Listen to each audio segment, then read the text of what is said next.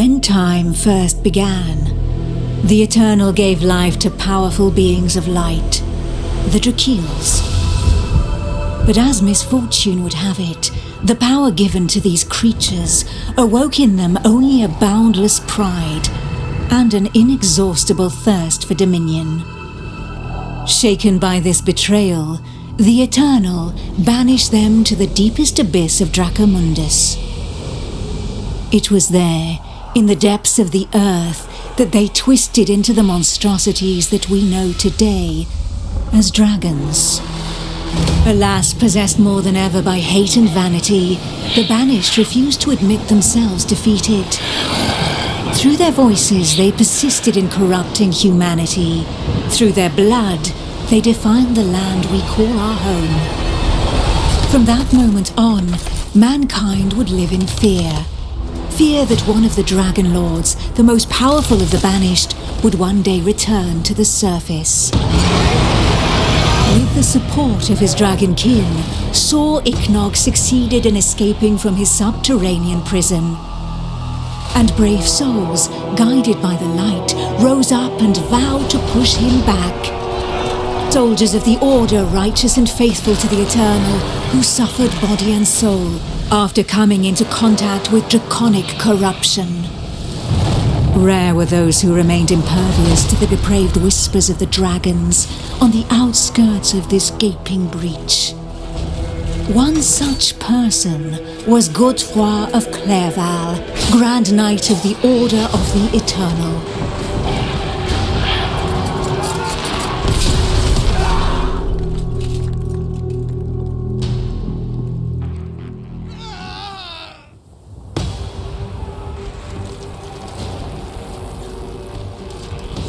The voice of the Dragon Lord blighted people's spirits and petrified their bodies, instilling terror and madness into those who heard it. Never before had a breach so vast been rent between the two worlds.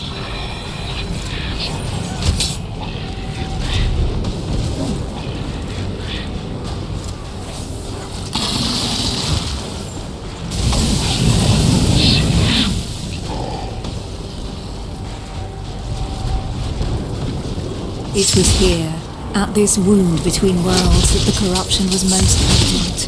One by one, haunted by the whispers from below, the people succumbed to madness. Draconic blood sullied the earth and corrupted the creatures that trod upon it. Pitiful in their wretchedness and too weak to resist the command of their new masters, they drank the blood of the dragon and gave in to depravity.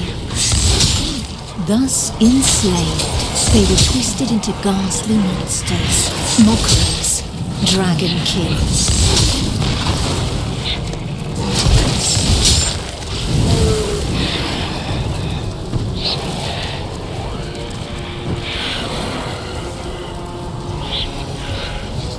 Men, women, children, animals, for as many slaves as there were devoted to their cruel masters, just as many grotesque monsters blindly obeyed any order given to them by their dragon lord.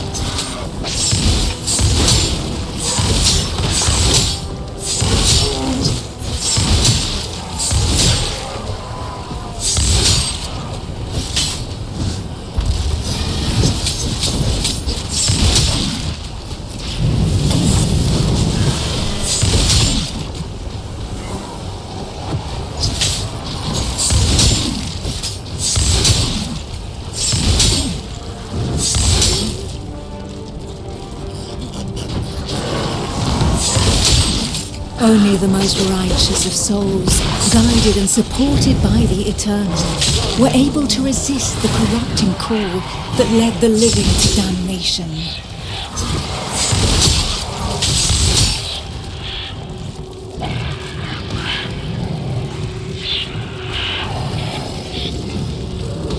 These righteous few bore the feeble flame of man through the darkest shadow, and though it flickered, it would not be extinguished.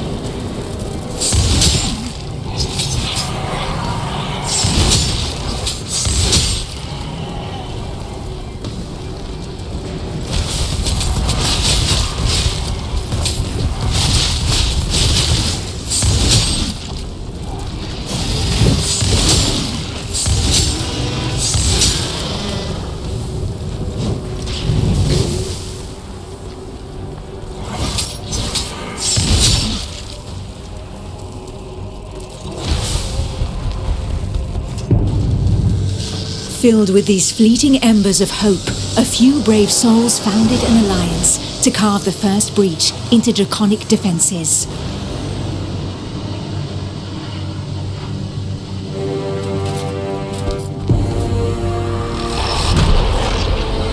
Here, the Dragonkin's power was strong. It fused our world with that of the Banished.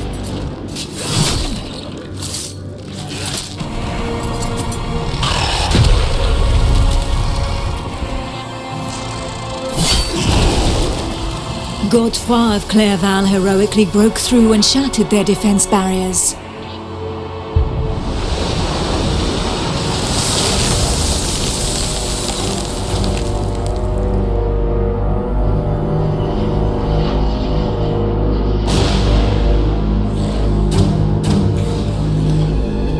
This act of bravery, a feat of the righteous alliance of men, allowed me to lend aid to the Knights of the Order of the Eternal.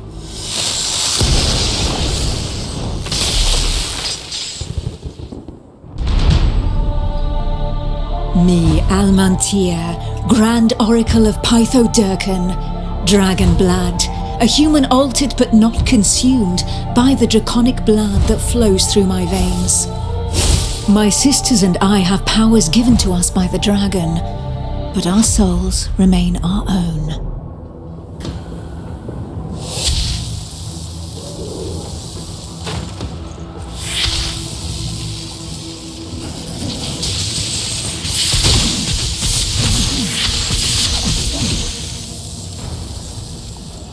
Neither dragonkin nor entirely human, and afforded extraordinary abilities by our forebears. By those who drank the blood of the only banished dragon to have ever repented before the Eternal.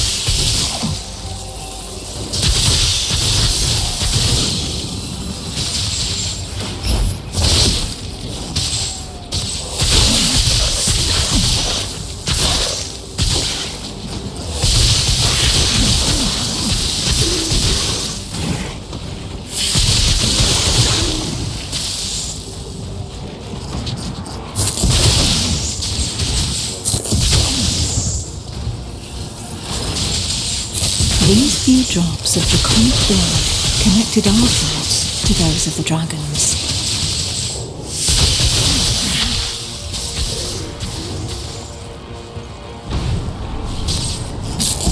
Struck by fleeting visions, we saw glimpses into their deeds and understanding of the feelings that drove them.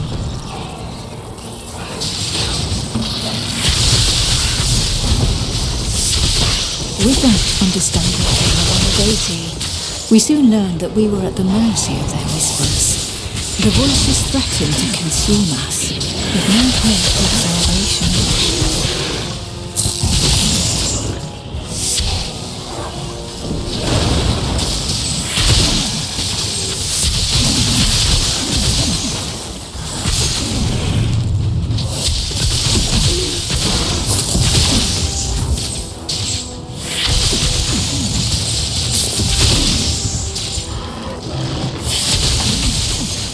But the formidable link that connected us to the dragons had also awakened something within us. We lived strong in the certainty that the Eternal had pardoned us for the draconic corruption in our veins.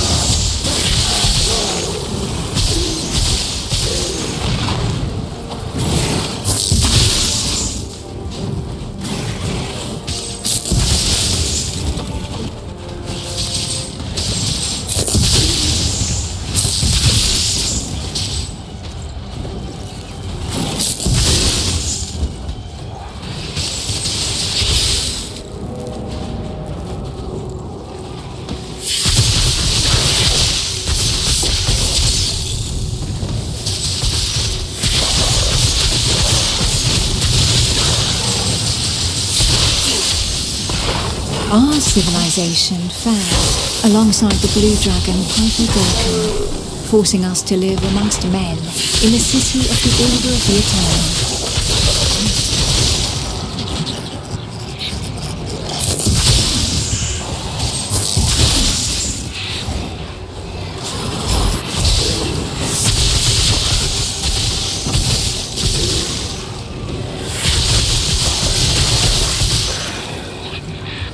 Closer to the breach made by Sir Ichnog, Godefroy, fighting fire with fire, confronted the draconic hordes.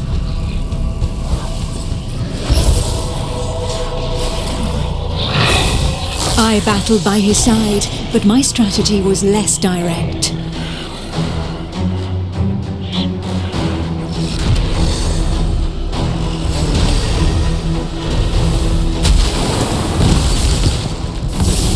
My draconic power allowed me to open up a passageway for the men of Nurogard, all of them prepared to make the ultimate sacrifice to save what remained of humanity.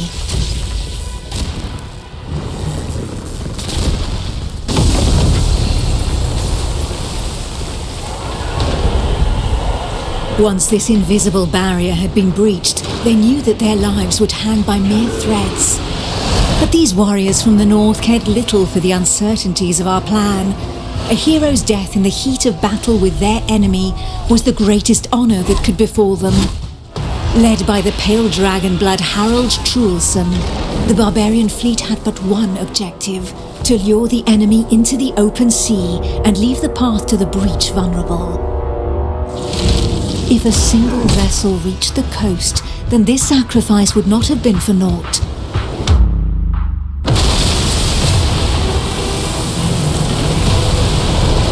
Harold Truelson reached the hostile shore and avenged those fallen from the Toriel clan.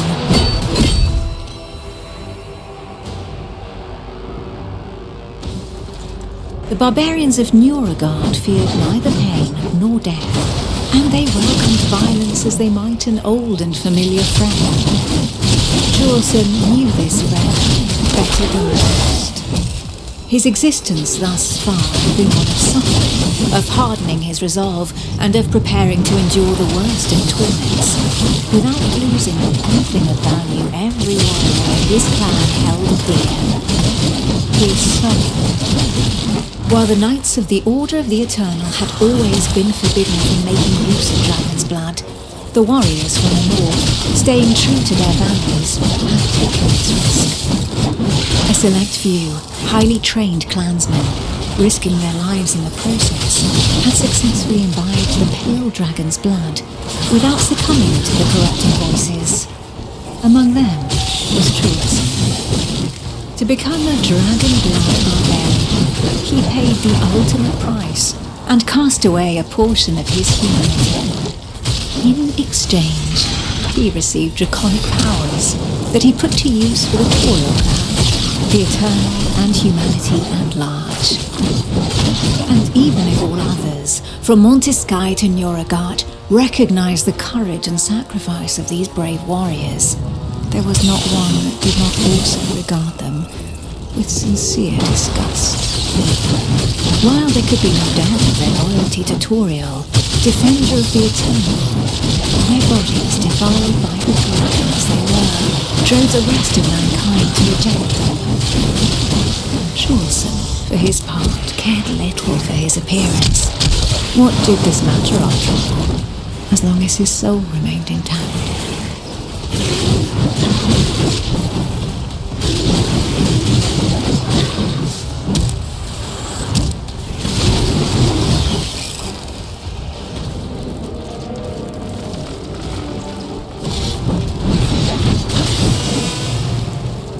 The pale dragon blood had achieved his goal. The Alliance's plan, as unlikely as it was to succeed, could run its course.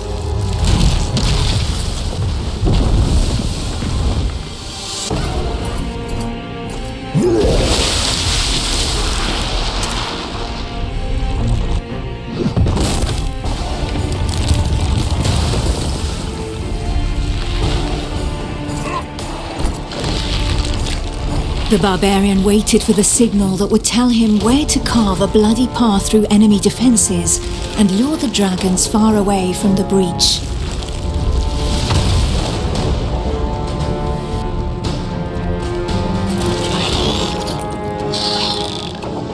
The Kongirati nomads, every bit as proud and as fearless as the warriors from the north, joined the alliance of men to help push back Sir Ichnog, the Crimson Dragon.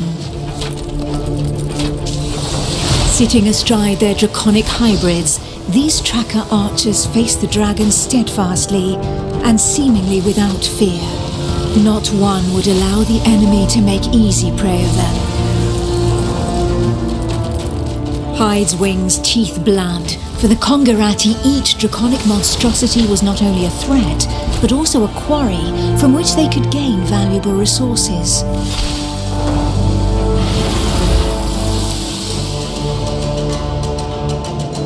And where others had begged and prayed for divine salvation, these nomads made full use of anything the earth and providence offered them in order to survive.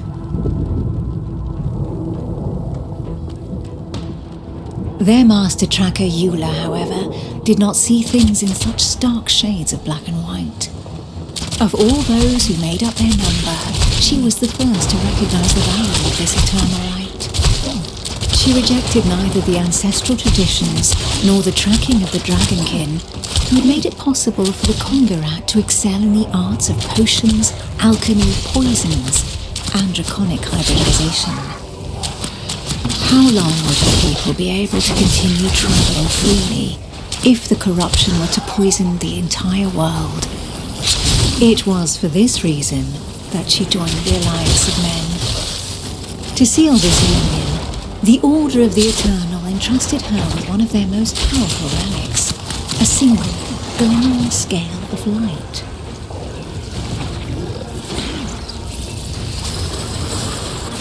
If the legends are to be believed, this scale had been pried from the hide of one of the Drakeels in the heat of battle, back when these beings of light had pushed back the banished dragon lords that ventured too close to the surface. Each champion had one, and the power of their light would be needed to push Sor Iknog back into the shadows.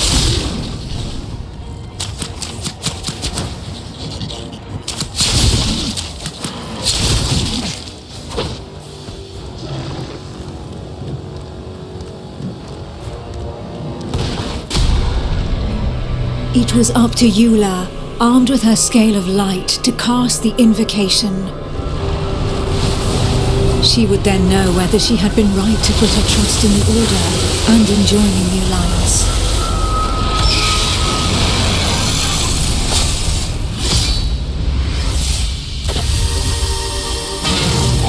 The power of the light was like nothing ever seen before. We heard the Dragon Lord howl into our minds, racked with pain and rage.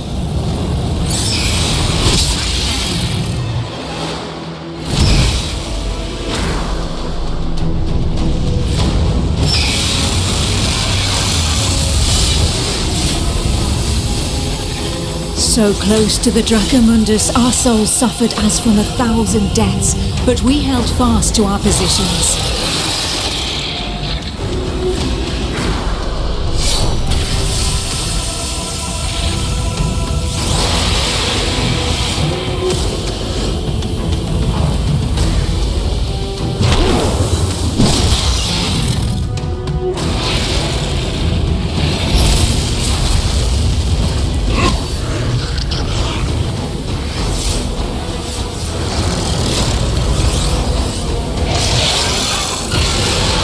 Inch by inch, the divine light pushed the corruption back into the breach, and it was thus that the banished lord Sor Iknog disappeared once more into the shadows, where he would suffer eternal retribution.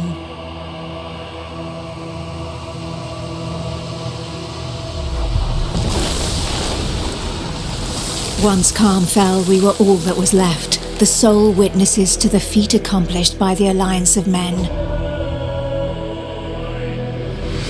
But more than ever, we knew that the taint of draconic depravity still festered in the depths of the abyss, impatient to break free once more. Thus, from the union of men and their allies that stood together in the face of the draconic threat, an elite corps was established within the Order of the Eternal, the Dragon Hunters.